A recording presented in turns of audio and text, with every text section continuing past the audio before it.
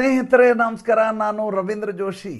ನಾಡಿದ್ದು 26ನೇ ತಾರೀಕು ಜರುಗಲಿರುವಂಥ ಗಣರಾಜ್ಯೋತ್ಸವ ಸಮಾರಂಭದಲ್ಲಿ 77ನೇ ಗಣರಾಜ್ಯೋತ್ಸವ ಸಮಾರಂಭದಲ್ಲಿ ಯುರೋಪ್ ಒಕ್ಕೂಟದ ಇಬ್ಬರು ಪ್ರಮುಖರು ಭಾರತಕ್ಕೆ ಭೇಟಿಯನ್ನು ನೀಡಲಿದ್ದಾರೆ, ಮುಖ್ಯ ಅತಿಥಿಯಾಗಿ ಪಾಲ್ಗೊಳ್ಳಲಿದ್ದಾರೆ. ಮೊದಲನೇದಾಗಿ ಯುರೋಪಿಯನ್ ಕೌನ್ಸಿಲ್ನ ಅಧ್ಯಕ್ಷರಾದಂಥ ಆಂಟೋನಿಯೋ ಲೂಯಿಸ್ ಸ್ಯಾಂಟೋಸ್ ಡಿಕೋಸ್ಟಾ ಅಂಥೇಳಿ, ಇನ್ನೊಬ್ಬರು ಯುರೋಪಿಯನ್ ಕಮಿಷನ್ನ ಪ್ರೆಸಿಡೆಂಟ್ ಆದಂಥ ಉರ್ಸುಲಾ ವಂಡರ್ಲೇನ್. ಇವರಿಬ್ಬರು ಭಾರತಕ್ಕೆ 25ನೇ ತಾರೀಕು ಬಂದು 27ರವರೆಗೂ ತಂಗಲಿದ್ದಾರೆ. 26ನೇ ತಾರೀಕಿನ ನಮ್ಮ ಗಣರಾಜ್ಯೋತ್ಸವದ ಸಂಭ್ರಮದ ಕಾರ್ಯಕ್ರಮದಲ್ಲಿ ಅತಿಥಿಯಾಗಿ ಪಾಲ್ಗೊಳ್ಳಲಿದ್ದಾರೆ. ವಿಶೇಷ ಏನೂ ಅಲ್ಲ, ಗಣರಾಜ್ಯೋತ್ಸವಕ್ಕೆ ಪ್ರತಿ ಬಾರಿ ಒಂದೊಂದು ದೇಶದ ಮುಖ್ಯಸ್ಥರನ್ನು ಕರೆಸುವುದು ವಾಡಿಕೆ. ಅದರ ಪ್ರಕಾರ ಇವರಿಬ್ಬರು ಬರ್ತಾ ಇದ್ದಾರೆ. ಆದರೆ ಯಾವ ಕಾಲಘಟ್ಟದಲ್ಲಿ ಇವರು ಬರ್ತಾ ಇದ್ದಾರೆ, ಇದರ ಫಲಶ್ರುತಿ ಏನಾಗಲಿದೆ, ಯಾವ ರೀತಿಯದಾದಂಥ ಜಾಗತಿಕ ವೈಶ್ವಿಕ ಮಟ್ಟದಲ್ಲಿ ಆಗುವಂಥ ಸ್ಥಿತ್ಯಂತರ ಹೇಗಿರುತ್ತೆ ಸುಮ್ಮನೆ ಕಲ್ಪನೆ ಮಾಡಿ ನೋಡ್ಕೊಳ್ಳಿ. ದಾವೋಸ್ನಲ್ಲಿ ಎಲ್ಲ ರಾಷ್ಟ್ರದ ಎಲ್ಲ ಒಕ್ಕೂಟದ ಅಧ್ಯಕ್ಷರು ಪ್ರಧಾನಮಂತ್ರಿಗಳು ಭಾಗವಹಿಸಿದರು, ನಿಮಗೆ ಗೊತ್ತಿರೋ ವಿಚಾರ. ಅದೇ ಸಂದರ್ಭದಲ್ಲಿ ನಮ್ಮ ಡೊನಾಲ್ಡ್ ಟ್ರಂಪ್ ಅವರು ಕೂಡ ತಮ್ಮ ಗಾಜಾ ಪೀಸ್ ಬೋರ್ಡ್ನ ವಿಷಯವನ್ನು ಪ್ರಸ್ತಾಪ ಮಾಡ್ತಾರೆ. ಒಬ್ಬೊಬ್ಬರು $1 ಬಿಲಿಯನ್ ದುಡ್ಡು ಕೊಡಿ, 3 ವರ್ಷ ಸದಸ್ಯತ್ವ ಕೊಡ್ತೀವಿ, ಅದಾದ ಮೇಲೆ ಮುಂದುವರಿಸ್ತೀವಿ, ಇಲ್ಲ ಕಿತ್ತು ಬಿಸಾಕ್ತೀವಿ. ಎಲ್ಲ ರಾಷ್ಟ್ರಗಳಿಗೆ ಭಾಳ ದೊಡ್ಡ ತಲೆನೋವಾಯಿತು, ಇದು ಒಪ್ಪಬೇಕೋ ಒಪ್ಪಬಾರ್ದಾ ಅಂಥೇಳಿ. ಇದರಲ್ಲಿ ಸೆಡ್ಡು ಹೊಡೆದು ನಿಂತವರು ಕೆನಡಾದ ಪ್ರಧಾನಮಂತ್ರಿ ಮಾರ್ಕ್ಸ್ ಕಾರ್ನೆ ಅಂಥೇಳಿ. ಮಾರ್ಕ್ಸ್ ಕಾರ್ನೆ ಹೇಳ್ತಾರೆ, ಇಷ್ಟು ದಿವಸ ಅಂದರೆ ಜನವರಿ 20, 2025ರಿಂದ ಡೊನಾಲ್ಡ್ ಟ್ರಂಪ್ ಅವರ ಅವಧಿ ನಡೀತಾ ಇದೆ ಅಧ್ಯಕ್ಷರಾಗಿ. ಎಲ್ಲ ದೇಶಗಳ ಮುಖ್ಯಸ್ಥರು, ಅಥವಾ ರಾಷ್ಟ್ರಪತಿ ಇರಬಹುದು, ಚಾನ್ಸಲರ್ ಇರಬಹುದು, ಅಥವಾ ಪ್ರಧಾನಮಂತ್ರಿ ಇರಬಹುದು, ಹೋಗಿ ಡೊನಾಲ್ಡ್ ಟ್ರಂಪ್ ಅವರ ನತಮಸ್ತಕರಾದ್ರಿ, ಚರಣ ಸ್ಪರ್ಶ ಮಾಡಿದ್ರಿ, ನಿಮಗೆ ದಕ್ಕಿದ್ದೇನು? ನೀವು ತಿರ್ಗಾಮುರ್ಗ ಹೋಗಿ ಟ್ಯಾರಿಫನ್ನು ಹಾಕ್ಸ್ಕೊಂಡ್ರಿ, ಅವ್ರು ಕೋಪ ಬಂದಾಗೆಲ್ಲ ಟ್ಯಾರಿಫ್ ಹಾಕಿದರು. ಯಾವಾಗ ನೀವು ತಲೆ ಬಾಗಿಸಿದ ತಕ್ಷಣ ನಿಮ್ಮ ಟ್ಯಾರಿಫನ್ನು ಅರ್ಧಕ್ಕರ್ಧ ರದ್ದು ಮಾಡ್ತೀನಿ ಅಂತ ಸಮಾಧಾನ ಮಾಡಲಿಕ್ಕೆ ಶುರು ಮಾಡಿದರು. ಇಲ್ಲಿಯವರೆಗೂ ಸೌಹಾರ್ದಯುತವಾದ ಸಂಬಂಧ ಆಗಲಿಲ್ಲ, ಇಲ್ಲಿಯವರೆಗೂ ಸ್ಪಷ್ಟವಾದಂಥ ಡೀಲ್ ಆಗಲಿಲ್ಲ. ಇರುವಂಥ ಐರೋಪ್ಯ ಒಕ್ಕೂಟದ ಎಲ್ಲ ದೇಶಸ್ಥರು ಕೂಡ ಹೋಗಿ ಅಮೇರಿಕಾಗೆ ನೀವು ಬಿಸ್ನೆಸ್ ಕೊಡ್ತೀರಿ, ಜೊತೆಗೆ ನ್ಯಾಟೋ ದೇಶದ ಒಕ್ಕೂಟದ ಸದಸ್ಯರು ಅಂತ ಹೇಳ್ತೀರಿ, ನಿಮ್ಮ ಬಗ್ಗೆ ಕಿಂಚಿತ್ತೂ ಗೌರವ ಆತ ಕೊಡ್ತಾ ಇಲ್ಲ, ನಿಮ್ಗೆ ಯಾರಿಗೂ ಸ್ವಾಭಿಮಾನ ಆತ್ಮಾಭಿಮಾನ ಇಲ್ಲ. ಏನು ದಕ್ತು? ಕೆನಡಾ ಸ್ವತಂತ್ರವಾಗಿ ಆಲೋಚನೆ ಮಾಡಲಿದೆ ಈ ಒಕ್ಕೂಟದಲ್ಲಿ, ಜೊತೆಗೆ ನಿಮ್ಮ ಗಾಜಾ ಪೀಸ್ ಬೋರ್ಡಲ್ಲಿ ನಾನು ಇರಬೇಕಾದ ಅಗತ್ಯ ಇಲ್ಲ ಅಂತ ಸ್ಪಷ್ಟವಾಗಿ ಹೇಳಿಬಿಟ್ರು. ಹೇಳಿದ ಮೇಲೆ ಡೊನಾಲ್ಡ್ ಟ್ರಂಪ್ ಬರ್ತಾರೆ. ಯಾವಾಗ ಮಾರ್ಕ್ ಕಾರ್ನೆ ಈ ರೀತಿ ಹೇಳಿದ್ದಾರೆ ಅಂತ ಗೊತ್ತಾಗುತ್ತೋ ಡೊನಾಲ್ಡ್ ಟ್ರಂಪ್ ನಖಶಿಖಾಂತ ಉರಿದು ಬಿಡ್ಬಿಡ್ತಾರೆ. ನ್ಯಾಟೋ ಅಂದರೆ ಏನು ಮೊದಲು ಅದು ನೋಡ್ಕಡೆ. ಈ ನ್ಯಾಟೋ ಅಂದರೆ ನಾರ್ತ್ ಅಟ್ಲಾಂಟಿಕ್ ಟ್ರೀಟಿ ಆರ್ಗನೈಜೇಷನ್ ಅಂತ ಇದರ ಹೆಸರು. ಇದರಲ್ಲಿ ಐರೋಪ್ಯ ಒಕ್ಕೂಟದ ಎಲ್ಲ ರಾಷ್ಟ್ರದ ಸದಸ್ಯರಿದ್ದಾರೆ, ಜೊತೆಗೆ ಅಮೇರಿಕಾ ಇದೆ, ಜೊತೆಗೆ ಕೆನಡಾ ಇದೆ. ಎಲ್ಲವೂ ಪಾಶ್ಚಿಮಾತ್ಯ ರಾಷ್ಟ್ರಗಳು ಅಂತ ಕರೆದುಬಿಡೋದು. ಯಾರ್ಯಾರು ಬಿಳಿಯರಿದ್ದಾರೋ ಅವರೆಲ್ಲ ಪಾಶ್ಚಿಮಾತ್ಯರು ಅಂತ. ಬ್ರಾಜಿಲ್ನವರು ಜೊತೆಗೆ ತೊಗೊಳ್ಳೋದಿಲ್ಲ, ಆ ಕಡೆ ಆಸ್ಟ್ರೇಲಿಯಾದವ್ರು ಬೇಕಾದ್ರೆ ತೊಗೊಂಡ್ಬಿಡ್ತಾರೆ. ಇದಕ್ಕೆ ಪಾಶ್ಚಿಮಾತ್ಯ ಅಂತ ಕರೆಯೋದು. ಅಂತ ಈ ಆಷಾಢಭೂತಿತನ ಇದೆ ಅನ್ನೋದನ್ನು ಆಲೋಚನೆ ಮಾಡಿ. ಡೊನಾಲ್ಡ್ ಟ್ರಂಪ್ ಬರ್ತಾರೆ. ಬಂದವರು ಯಾವಾಗ ಗೊತ್ತಾಗತ್ತೆ ಕೆನಡಾದವರು ನನ್ನ ಮೇಲೆ ಉರಿದು ನಖಶಿಖಾಂತ ಆಗಿದ್ದಾನೆ ಅಂಥೇಳಿ ಕಿರುಚಾಡಲಿಕ್ಕೆ ಶುರು ಮಾಡ್ತಾರೆ. ಈ ಕೆನಡಾವನ್ನು ನಾವು ಬಿಡೋದಿಲ್ಲ, ಕೆನಡಾವನ್ನು ನಾವು ಗಾಜಾ ಪೀಸ್ ಬೋರ್ಡ್ನಿಂದ ಕಿತ್ತಾಕ್ತೀವಿ. ಅದಕ್ಕಿಂತ ಮುಂಚೆ ಮಾರ್ಕ್ ಕಾರ್ನೆ ಹೇಳ್ತಾರೆ, ನಮ್ಗೆ ಬೇಕಾಗಿಲ್ಲ ನಿಮ್ಮ ಸದಸ್ಯತ್ವ ಅಂತೇಳಿ. ಕರೆದಿರೋದು 70 ರಾಷ್ಟ್ರದ ಸದಸ್ಯತ್ವಕ್ಕೆ ಆಹ್ವಾನವನ್ನು ಕೊಟ್ಟಿದ್ದಾರೆ ಡೊನಾಲ್ಡ್ ಟ್ರಂಪ್. ಹಾಗೆ ನೋಡಿದರೆ ಡೊನಾಲ್ಡ್ ಟ್ರಂಪ್ ಜನವರಿ 20, 2025 ಮೊದಲ ದಿವಸವೇ ಹೇಳಿದ್ದಾರೆ ಏನಂತ, ಅಮೇರಿಕೆಯ ಭಾಗವಾಗಿ 51ನೇ ರಾಜ್ಯವಾಗಿ ನಾವು ಕೆನಡಾವನ್ನು ಸ್ವೀಕರಿಸ್ತೀವಿ ಅಂತ. ನಿನ್ನೆ ಮೊನ್ನೆ ಶುರುವಾಗಿರುವಂಥ ಸಮಸ್ಯೆ ಇದಲ್ಲ, ಇದಕ್ಕೆ ನೀವು ಇತಿಹಾಸಕ್ಕೆ ಹೋಗಬೇಕಾಗತ್ತೆ. ಇತಿಹಾಸ ಏನು ಹೇಳ್ತು ಗೊತ್ತೇನ್ರಿ? ಇತಿಹಾಸದ ಕಥೆ ಭಾಳ ಮಜಾ ಇದೆ ಕೆನಡಾ ಮತ್ತು ಅಮೇರಿಕಾದ್ದು ನೋಡಲಿಕ್ಕೆ. ಕೆನಡಾ ಅಮೇರಿಕಾ ಅಕ್ಕಪಕ್ಕ ಇದ್ದಾವೆ. ಅಮೇರಿಕಾ ಸಂಪೂರ್ಣವಾಗಿ ಕೆನಡಾವನ್ನು ಸಂರಕ್ಷಣೆ ಮಾಡ್ಕೋತಾ ಇದೆ. ಕೆನಡಾ ಅಮೇರಿಕಾದ ಭಾಳ ಸೌಹಾರ್ದಯುತ ಅಂತ ನೋಡೋರ್ಗೆ ಅನಿಸುತ್ತೆ. ಅದರ ಕಥೆನೇ ಇರೋದು ಬೇಡ. ನೋಡಿ, 1776ಕ್ಕೆ ಅಮೇರಿಕಾ ಸ್ವಾತಂತ್ರ್ಯವನ್ನು ಪಡೆಯುತ್ತೆ. ಅದಕ್ಕಿಂತ 1 ವರ್ಷ ಮುಂಚೆ ಕೆನಡಾವನ್ನು ತನ್ನ ಭಾಗವಾಗಿಸ್ಕೋಬೇಕು ಅಂತ ಅಮೇರಿಕ ಯುದ್ಧವನ್ನು ಸಾರುತ್ತದೆ ಕೆನಡಾ ಮೇಲೆ. ಅವಾಗ ಕೆನಡಾ ಬ್ರಿಟಿಷ್ ಕಾಲನಿ ಆಗಿರುತ್ತೆ. ಬ್ರಿಟಿಷರು ಮತ್ತು ಅಮೇರಿಕನ್ನರ ಮಧ್ಯೆ ಯುದ್ಧ ಆಗುತ್ತೆ. ಕೆನಡಿಯನ್ಸು, ಬ್ರಿಟಿಷರ್ಸು ಮತ್ತು ಅಮೇರಿಕನ್ಸ್ ಮಧ್ಯೆ ಯುದ್ಧ ಆಗುತ್ತೆ. ಅಮೇರಿಕ ಸೋತು ಓಡೋಗಿ ಅವತ್ತಿಂದ ಕೆನಡಾ ಮೇಲೆ ಅಮೇರಿಕ ಕಣ್ಣು. ಈಗ ಡೊನಾಲ್ಡ್ ಟ್ರಂಪ್ ಬಂದ ಮೇಲೆ ಅಲ್ಲ ಇದು. ನೋಡ್ರಿ ಎಷ್ಟು ಮಜಾ ಇದೆ ಕತೆ. ಪ್ರತಿಯೊಂದು ರಾಷ್ಟ್ರಕ್ಕೂ ಯಾವ ರೀತಿಯ ಹಿನ್ನೆಲೆ ಇರುತ್ತೆ ಅನ್ನೋದಕ್ಕೆ ನಾನು ಈ ಕತೆ ನಿಮ್ಗೆ ಹೇಳ್ತಾ ಇದ್ದೀನಿ. ಅದಾದ 40 ವರ್ಷಕ್ಕೆ ಮತ್ತೆ ಅಮೇರಿಕ ದಂಡೆತ್ತಿ ಹೋಗ್ತದೆ ಕೆನಡಾ ಮೇಲೆ. ಹೋದಾಗ ಮತ್ತೆ ಹೊಡೆಸ್ಕೊಂಡ್ಬರ್ತದೆ.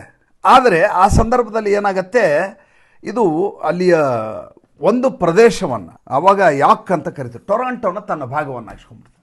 ಟೊರಾಂಟೋನ ಭಾಗವಾಗಿಸ್ಕೊಂಡ್ಬಿಡ್ತದೆ. ಯಾವಾಗ ಟೊರಾಂಟೋನ ತನ್ನ ಸ್ವತ್ತನ್ನು ಮಾಡ್ಕೊಂಡ್ಬಿಡ್ತದೆ ಅಮೇರಿಕ, ಈ ಸೈನ್ಯ, ಕೆನಡಾದ ಸೈನ್ಯ ಮತ್ತೆ ಅಮೇರಿಕ ಮೇಲೆ ನುಗ್ಗಿ ಹೋಗುತ್ತೆ.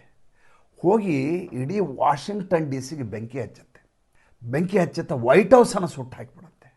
ಅಂದರೆ ಎರಡೆರಡು ಬಾರಿ ಅಮೇರಿಕ ಕೆನಡಾದಿಂದ ಹೊಡೆಸಿಕೊಂಡ್ರೂ ತನ್ನ ವಸಾಹತು ವಿಸ್ತಾರವನ್ನು ಬಿಡ್ತಾ ಇಲ್ಲ. ಡೊನಾಲ್ಡ್ ಟ್ರಂಪ್ ಅಂತೂ ಭಾಳ ದೊಡ್ಡ ಮಟ್ಟದ ವ್ಯಾಪಾರಿ. ಆತನಿಗೆ ವೆನಿಜುವಾಲಾನು ಬೇಕು, ಗ್ರೀನ್ಲ್ಯಾಂಡು ಬೇಕು, ಕೆನಡಾನು ಬೇಕು, ಎಲ್ಲವೂ ಬೇಕು.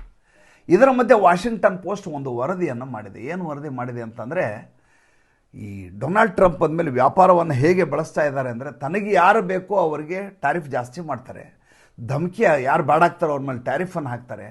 ಅವರು ಲಂಚ ಕೊಟ್ಟ ತಕ್ಷಣ, ನೋಡಿ ಇದು ವಾಷಿಂಗ್ಟನ್ ಪೋಸ್ಟಲ್ಲಿ ಬಂದಂಥ ವರದಿ, ನಿನ್ನೆಯ ಪತ್ರಿಕೆಯಲ್ಲಿ ನೀವು ಗಮನಿಸ್ಬೇಕಿನ್ನ, ಯಾರು ಲಂಚ ಕೊಡ್ತಾರೆ, ಲಂಚ ಕೊಟ್ಟ ತಕ್ಷಣ ಅವರು ಟ್ಯಾರಿಫನ್ನು ಡೊನಾಲ್ಡ್ ಟ್ರಂಪು ಕಡಿಮೆ ಮಾಡ್ತಾರೆ ಅಥವಾ ವಜಾ ಮಾಡ್ತಾರೆ.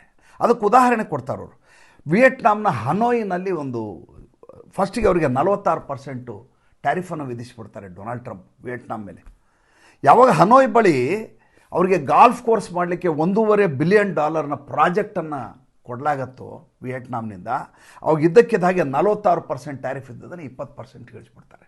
ಅಂದರೆ ಈತನಿಗೆ ವ್ಯಾಪಾರವನ್ನು ಕೊಟ್ಟರೆ, ಈತನಿಗೆ ಲಂಚವನ್ನು ಕೊಟ್ಟರೆ ಅಂಥವ್ರಿಗೆ ಟ್ಯಾರಿಫ್ ಇಲ್ಲ. ಅದೇ ಕತಾರ್ ದೊರೆ ಮಾಡಿದ್ದು. ಸುವರ್ಣದ ವಿಮಾನವನ್ನೇ ಆತನಿಗೆ ವ್ಯಕ್ತಿಗತವಾಗಿ ಲಂಚದ ರೂಪದಲ್ಲಿ ಕೊಟ್ಬಿಡ್ತಾರೆ. ಅವಾಗ ಸೌತ್ ಆಫ್ರಿಕಾದ ಒಬ್ಬ ದೊರೆ ಹೇಳ್ತಾರೆ, ಆ ಖಂಡದಲ್ಲಿ ಒಬ್ಬ ದೊರೆ, ನಮಗೆ ಕತಾರ್ ಥರದ ಲಂಚವನ್ನು ಕೊಡಲಿಕ್ಕೆ ನಮ್ಮ ಹತ್ರ ವಿಶೇಷ ವಿಮಾನವಾಗಲಿ, ನಮ್ಮ ಹತ್ರ ಸುವರ್ಣದ ರಥವಾಗಲಿ ನಮ್ಮ ಹತ್ರ ಇಲ್ಲ, ನೀನು ಏನು ಮಾಡ್ತೀಯ ಮಾಡ್ಕೋ ಅಂತ ಅವತ್ತಿನ ದಿವಸ ಡೊನಾಲ್ಡ್ ಟ್ರಂಪ್ ಹೇಳ್ತಾರೆ. ಡೊನಾಲ್ಡ್ ಟ್ರಂಪ್ ಈ ಕಾಲಘಟ್ಟದಲ್ಲಿ ಐರೋಪ್ಯ ರಾಷ್ಟ್ರಗಳು ತನ್ನ ಜೊತೆಗಿದ್ದಾರೆ, ನ್ಯಾಟೋ ದೇಶಗಳು ಅಂತ ಹೇಳಿಕೊಂಡು ಎಲ್ಲರ ಮೇಲೆ ಮುಗಿ ಬೀಳ್ತಾ ಇದ್ದಾರೆ. ಈ ಹಿಂದೆ ಕೂಡ ಈತ ಇರೋಕ್ಕಿಂತ ಮುಂಚೆ ಅಮೆರಿಕ ನ್ಯಾಟೋ ಸಂಯುಕ್ತ ಒಕ್ಕೂಟ ಅಂತಂದರೆ ಹೆಸರಿಗೆ ಮಾತ್ರ ನ್ಯಾಟೋ. ಯಾವ ಐರೋಪ್ಯ ರಾಷ್ಟ್ರಗಳು ಅದರ ಯುದ್ಧದಲ್ಲಿ ಅವರ ಸೈನ್ಯವನ್ನು ಅವ್ರ ಜೊತೆ ಕಳಿಸಿರೋದಿಲ್ಲ. 20 ಜನ, 10 ಜನ, 40 ಜನ ಅವ್ರ ಹತ್ರ ಸೈನ್ಯ ಇದ್ರೆ ತಾನೇ ಕೊಡೋಕ್ಕೆ. ಅಮೇರಿಕ ದಂಡೆತ್ತಿ ಹೋಗಿ ಸದ್ದಾಮ್ ಹುಸೇನ್ ಮೇಲೆ ದಾಳಿ ಮಾಡುತ್ತೆ. ಯಾವ ಕಾರಣಕ್ಕೆ? ಆತ ಡಿ-ಡಾಲರೈಸೇಷನ್ ಮಾಡ್ತಾ ಇದ್ದಾರೆ ಅನ್ನುವಂಥ ಕಾರಣಕ್ಕೋಸ್ಕರ ಆತನ ಹತ್ರ ಭಾಳ ದೊಡ್ಡದಾದ ವೆಪನ್ ಇದೆ, ಇಡೀ ಮನುಕುಲವನ್ನೇ ನಾಶ ಮಾಡುತ್ತೆ ಅಂತ ಸುಳ್ಳು ಹೇಳಿ ಆತನ ಮೇಲೆ ದಾಳಿ ಮಾಡಿ ಸಾಯಿಸ್ಬಿಡ್ತಾರೆ.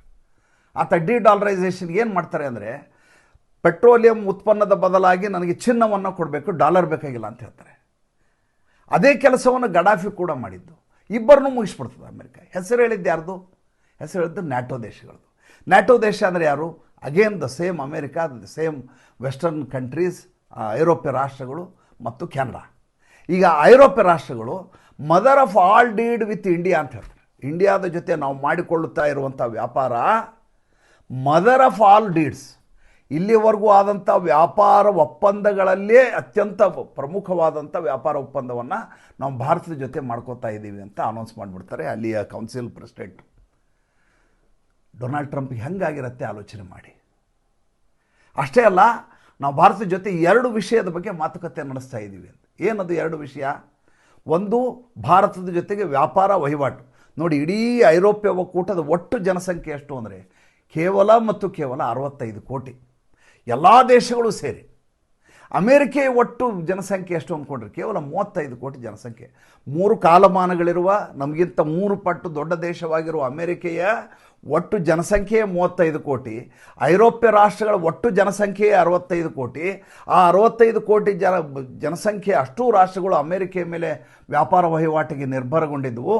ಈಗ ಅವರು ಭಾರತದ ಹತ್ತ ಬಂದು ನತಮಸ್ತಕರಾಗಿದ್ದಾರೆ. ಯಾರು ಭಾರತದ ಮೇಲೆ ದಾಳಿ ಮಾಡಿದ್ರೋ ಅವರೆಲ್ಲರೂ ಭಾರತಕ್ಕೆ, ಪೋರ್ಚುಗಾಲ್ ಇರಬಹುದು, ಫ್ರಾನ್ಸ್ ಇರಬಹುದು, ಡಚ್ಚರ್ ಇರಬಹುದು, ಎಲ್ಲ ರಾಷ್ಟ್ರದವರು ಕೂಡ ಭಾರತದ ಮೇಲೆ ದಾಳಿ ಮಾಡಿದವ್ರೆ. ಈಗ ಅವರೆಲ್ಲ ಭಾರತದ ಮುಂದೆ ತಲೆ ತಗ್ಗಿಸಿ ನಿಂತಿದ್ದಾರೆ. ನರೇಂದ್ರ ಮೋದಿ ಅವ್ರ ಜೊತೆ ವ್ಯಾಪಾರ ವಹಿವಾಟು ಒಪ್ಪಂದ ಮಾಡ್ಕೋಬೇಕು ಅಂತ ತೀರ್ಮಾನ ಮಾಡಿದರೆ it is the mother deed of all deeds ಅಂತ ಹೇಳ್ತಾ ಇದ್ದಾರೆ. 2 ವ್ಯವಹಾರದ ಬಗ್ಗೆ ಮಾತಾಡ್ತಾರಂತೆ. ಒಂದು ಭಾರತದ ಜೊತೆ ವ್ಯಾಪಾರ ವಹಿವಾಟು, ಎರಡನೇದು ಭದ್ರತೆಯ ದೃಷ್ಟಿ. ಏನಿದು ಭದ್ರತೆಯ ದೃಷ್ಟಿ? ಇಷ್ಟು ದಿವಸ ಐರೋಪ್ಯ ಒಕ್ಕೂಟದ ವಿಶೇಷತೆ ಏನಪ್ಪ ಅಂದರೆ ತಮ್ಮ GDP 1% 2% ಸೆಕ್ಯೂರಿಟಿಗೋಸ್ಕರ ಅಮೆರಿಕ ಕೊಟ್ಬಿಡೋದು. ಐರೋಪ್ಯ ರಾಷ್ಟ್ರದ ಮೇಲೆ ಯಾರೇ ನುಗ್ಗಿ ಬಂದರೂ ಕೂಡ ಅಮೆರಿಕ ಅವ್ರನ್ನ ರಕ್ಷಿಸಬೇಕು ಅನ್ನುವಂಥ ಒಂದು ಟ್ರೀಟಿ. ಅವ್ರು ಯಾರೂ ಸೈನ್ಯವನ್ನು ಇಟ್ಕೊಂಡಿಲ್ಲ. ಜರ್ಮನಿ ಹೊರತುಪಡಿಸಿ ಉಳಿದವರೆಲ್ಲ ಸಣ್ಣ ಸಣ್ಣ ತುಕಡಿಗಳನ್ನು ಇಟ್ಕೊಂಡಿದ್ದಾರೆ ವಿನ ಭಾಳ ದೊಡ್ಡ ಮಟ್ಟದ ಬಂಡವಾಳವನ್ನು ಹೂಡಿ ಭಾರತದ ರೀತಿಯಲ್ಲಿ ಶಸ್ತ್ರಸಜ್ಜಿತ ಸುಸಜ್ಜಿತ ಅತ್ಯಾಧುನಿಕ ಸೈನ್ಯವನ್ನು ಇಟ್ಕೊಂಡವ್ರು ಯಾರೂ ಇಲ್ಲ ಅದರಲ್ಲಿ. ಈಗ ಜರ್ಮನಿ ತಯಾರಿ ಮಾಡ್ತಾ ಇದೆ, ಆ ಮಟ್ಟಿಗೆ ತಯಾರಾಗುತ್ತೆ. ಯಾವಾಗ ಜರ್ಮನಿ ಸೈನ್ಯವನ್ನು ಸುಸಜ್ಜಿತಗೊಳಿಸಿದೆಯೋ ಹಿಟ್ಲರ್ ಕಾಲದಿಂದ ಅವಾಗೆಲ್ಲ ವಿಶ್ವ ಯುದ್ಧ ಆಗಿದ್ದಾವೆ. ಮೊದಲೇ ಸಲ ಮೊದಲ ಯುದ್ಧ, ಎರಡನೇದ್ದು ದ್ವಿತೀಯ ಮಹಾಯುದ್ಧ, ಜಾಗತಿಕ ಯುದ್ಧ. ಈಗ ಮತ್ತೆ ತಯಾರಿ ಮಾಡ್ಕೋತಾ ಇದೆ ಜರ್ಮನಿ. ಅಷ್ಟೇ ಅಲ್ಲ, ಜರ್ಮನಿ ಇನ್ನೊಂದು ಮಾತು ಹೇಳಿದೆ ಅಲ್ಲಿ ಚಾನ್ಸಲರು, ಏನಂದ್ರೆ ನನ್ನ ಅಮೇರಿಕೆಯಲ್ಲಿ ಇಟ್ಟಿರುವಂಥ $100 ಬಿಲಿಯನ್ ಚಿನ್ನ ಏನಿದೆ ಅದನ್ನು ವಾಪಸ್ ಕೊಡಿ ಅಂತ ಡೊನಾಲ್ಡ್ ಟ್ರಂಪ್ ಕೇಳ್ತಾ ಇದೆ. ಕೊಡ್ತಾರೋ ಇಲ್ಲೋ ಗೊತ್ತಿಲ್ಲ, ವಾಪಸ್ ಅಂತೂ ಕೇಳ್ತಾ ಇದೆ. ಯಾಕೆ? ಜರ್ಮನಿ ಬರ್ಬಾದಾಗಲಿಕ್ಕೆ, ಜರ್ಮನಿ ದಿವಾಳಿ ಆಗಲಿಕ್ಕೆ ನ್ಯಾಟೋ ಹೆಸರಿನಲ್ಲಿ ಅಮೇರಿಕ ರಷ್ಯಾದ ಮೇಲಿದ್ದ ದಾಳಿ ಮತ್ತು ರಷ್ಯಾ ಮೇಲೆ ಹೇರಿರುವಂಥ ನಿಷೇಧ, ಹೀಗಾಗಿ ಜರ್ಮನಿ ಚೇತರಿಸಿಕೊಳ್ಳಾರ್ದಂಥ ಆರ್ಥಿಕ ದಿವಾಳಿತನಕ್ಕೆ ಹೊರಟು ಹೋಗ್ತಾ ಇದೆ. ಹೀಗಾಗಿ ನನ್ನ ಚಿನ್ನವನ್ನು ನನಗೆ ವಾಪಸ್ ಕೊಡಿ ಅಂತ ಕೇಳ್ತಾ ಇದೆ. ಈ ಐರೋಪ್ಯ ಒಕ್ಕೂಟದ ಈ ಸ್ಥಿತಿ ಇರುವಾಗ ಯಾವ ಅಮೇರಿಕೆಯ ಮೇಲೆ ನಿರ್ಭರ ಆಗಿರುವಂಥ ಐರೋಪ್ಯ ಒಕ್ಕೂಟ ಇತ್ತೋ ಅವರೀಗ ಭಾರತಕ್ಕೆ ಬಂದು ನಮ್ಮ ಅತಿಥಿ ಆಗ್ತಾ ಇದ್ದಾರೆ. ಜೊತೆಗೆ ಅವರೆಲ್ಲ ಹೇಳ್ತಾ ಇರೋದೇನಂದ್ರೆ, ಕೆನಡಾದ ಅಧ್ಯಕ್ಷ ಹೇಳಿದ ಮಾತು, ಪ್ರಧಾನಿ, ಇವರೆಲ್ಲರ ಮುಂದೆ ನರೇಂದ್ರ ಮೋದಿ ಡೊನಾಲ್ಡ್ ಟ್ರಂಪ್ ಜೊತೆ ಹೇಗೆ ನಡ್ಕೋಬೇಕು ಅಂತ ತೋರಿಸಿಕೊಟ್ರು. ಎಂಥ ಮಾತ್ರ ಇದು ನೋಡಿ. ಕಳೆದ ಜನವರಿನಲ್ಲಿ ಯಾವಾಗ ಡೊನಾಲ್ಡ್ ಟ್ರಂಪ್ ಅಧ್ಯಕ್ಷರಾದರು, ಅದಾದಮೇಲೆ ಪ್ರಾರಂಭದಲ್ಲಿ ಅವರಿಗೆ ಶುಭಾಶಯ ಕೋರಿದ್ರು, ಎಲ್ಲ ಆಯಿತು. ಯಾವಾಗ ಪಾಕಿಸ್ತಾನದ ಜೊತೆ ಸೇರಿಕೊಂಡು ಆಟ ಆಡಲಿಕ್ಕೆ ಶುರು ಮಾಡಿದ್ರು, ತಕ್ಷಣದಲ್ಲಿ ನರೇಂದ್ರ ಮೋದಿ ಎಚ್ಚೆತ್ಕೊಂಡ್ಬಿಟ್ರು, ಅಂತರವನ್ನು ಕಾಯ್ಕೊಂಡ್ರು. ವ್ಯವಹಾರ ನಡೀತಾ ಇತ್ತು, ನಮ್ಮ ವಾಣಿಜ್ಯ ಸಚಿವಾಲಯ ಹೋಗೋದು, ನಮ್ಮ ಆರ್ಥಿಕ ವ್ಯವಹಾರಗಳು ನಡೆಯೋದು, ನಾವು ಕಳಿಸುವಂಥ ಮಾಲ್ ಕಳಿಸ್ತಾ ಇದ್ವಿ, ಅವ್ರ ಜೊತೆ ಕೆಡಿಸ್ಕೊಳ್ಳಿಲ್ಲ, ಶತ್ರುತ್ವವನ್ನು ಮಾಡಲಿಲ್ಲ. ಬೆಳಗ್ಗೆ ಎದ್ರೆ ಹೇಳಿಕೆಯನ್ನು ಕೊಡೋರು 50 ಸಲ ನರೇಂದ್ರ ಮೋದಿ ವಿರುದ್ಧವಾಗಿ ಹೇಳಿಕೆಯನ್ನು ಸ್ವತಃ ಡೊನಾಲ್ಡ್ ಟ್ರಂಪ್ ಕೊಟ್ಟರು. ಒಂದೇ ಒಂದು ತುಟಿ ಪಿಟಕ್ ಅಂದಿಲ್ಲ ನರೇಂದ್ರ ಮೋದಿ. 100 ಸಲ ರಾಹುಲ್ ಗಾಂಧಿ ಕುಮ್ಮಕ್ಕು ಕೊಟ್ಟರು, ಗಂಡಸೇನ್ರಿ ಅನ್ನೋ ಲೆವೆಲ್ಗೆ ನರೇಂದ್ರ ಮೋದಿಯನ್ನು ಟೀಕೆ ಮಾಡಿದರು. ಆದರೆ ನರೇಂದ್ರ ಮೋದಿ ಶಾಂತ ಚಿತ್ರದಿಂದ ಸಂಯಮದಿಂದ ಡೊನಾಲ್ಡ್ ಟ್ರಂಪ್ ಆಡುವ ಆಟವನ್ನು, ಆತನ ಬುಲ್ಲಿಯಿಂಗನ್ನು, ಆತನ ಗೂಂಡಾಗಿರಿಯನ್ನು ನೋಡಿಕೊಂಡು ಒಂದು ದಿವಸ ನಿನಗೂ ಬರುತ್ತೆ ಕಾಲ ಅಂತ ಕಾಯ್ಕೊಂಡು ಕೂತಿದ್ರು. ಇವತ್ತು ಹೇಗಾಗಿದೆ ಅಂದರೆ, ಜಗತ್ತೆಲ್ಲ ಒಂದು ಕಡೆಯಾಗಿ ನೇರವಾಗಿ ನರೇಂದ್ರ ಮೋದಿಯನ್ನು ಸಂಧಿಸ್ತಾ ಇದೆ. ಆ ಕಡೆ ಡೊನಾಲ್ಡ್ ಟ್ರಂಪ್ ದಿಕ್ಕು ತಪ್ಪಿದವರಾಗಿ ಏನು ಮಾಡಬೇಕು ತಿಳಿಯಲಾರದ ಸ್ಥಿತಿಯಲ್ಲಿದೆ. ಅಂಥ ಸಂದರ್ಭದಲ್ಲಿ ನಮ್ಮ ಗಣರಾಜ್ಯೋತ್ಸವ ನಡೀತಾ ಇದೆ. ಆ ಐರೋಪ್ಯ ಒಕ್ಕೂಟದ 2 ಪ್ರಭೃತಿಗಳು ನಮ್ಮ ಅತಿಥಿಯಾಗಿ ಬರ್ತಾ ಇದ್ದಾರೆ. ಮತ್ತು ಮುಂದಿನ ಸಂಚಿಕೆಯಲ್ಲಿ ಹೊಸ ವಿಷಯದೊಂದಿಗೆ ಬರ್ತೀನಿ. ಸಂಚಿಕೆ ಇಷ್ಟ ಆಗಿದರೆ ಲೈಕ್ ಮಾಡಿ, ಫಾಲೋ ಮಾಡಿ, ಶೇರ್ ಮಾಡಿ. ದಯವಿಟ್ಟು ನಮ್ಮ ಮುಕ್ತ ಪತ್ರಿಕೋದ್ಯಮಕ್ಕೆ ಆರ್ಥಿಕವಾಗಿ ಬೆಂಗಾವಲಾಗಿ. ಏಕೆಂದರೆ ಇದು ನಿಮ್ಮ ವಾಹಿನಿ. ನೀವು ಕೈ ಹಿಡಿದು ನಡೆಸಿದರೆ ಮಾತ್ರ ನಡೆಯಬಲ್ಲಂಥ ವಾಹಿನಿ ಇದು. ನಮಸ್ಕಾರ.